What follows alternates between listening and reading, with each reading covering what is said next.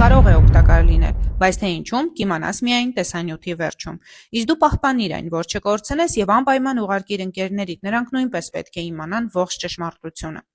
Մեկ բաժակ սովորական կոլան պարունակում է մոտ 10 թեյի գդալ ավելացված շաքար եւ կոֆեին, որը կտրուկ բարձրացնում է արյան մեջ շաքարի մակարդակը, իսկ որոշ ժամանակ անց առաջացնում էներգիայի կորուստ, հոգնածություն եւ նորից մեկ բաժակ խմելու մեծ ցանկություն։ Իսկ նրանում պարունակվող ֆոսֆորաթթուն քայքայում է ատամների էմալն ու ոսկորները եւ հատկապես վտանգավոր է դեռահասների համար։ Իսկ ահա կոլա զերոն, որը շատերի համար ընկալվում է որպես լավագույն այլընտրանք, կարող է ավելի լուրջ խնդիրների պատճառ դառնալ, քանի որ այն, չնայած ունի ցածր կալորիականություն եւ առանց ավելացված շաքարի պարունակում է արհեստական քաղցրացուցիչներ, որոնք առաջացնում են մարսողական եւ մետաբոլիկ խանգարումներ, պատճառ դառնում ինսուլին ռեզիստենտության, քաշի ավելացման, շաքարային դիաբետի զարգացման։ Այս դեպքում ինչու ընտրել վատի եւ վատագույնի միջև, եթե կարելի է նախապատվությունը տալ բնական մանրաթելերով հարուստ, առանց ավելացված շաքարի ու արհեստական քաղցրացուցիչներով ըմպելիքներին։ Իսկ կոլան կարող է օգտակար լինել միայն կենցաղային որոշ հարցերում,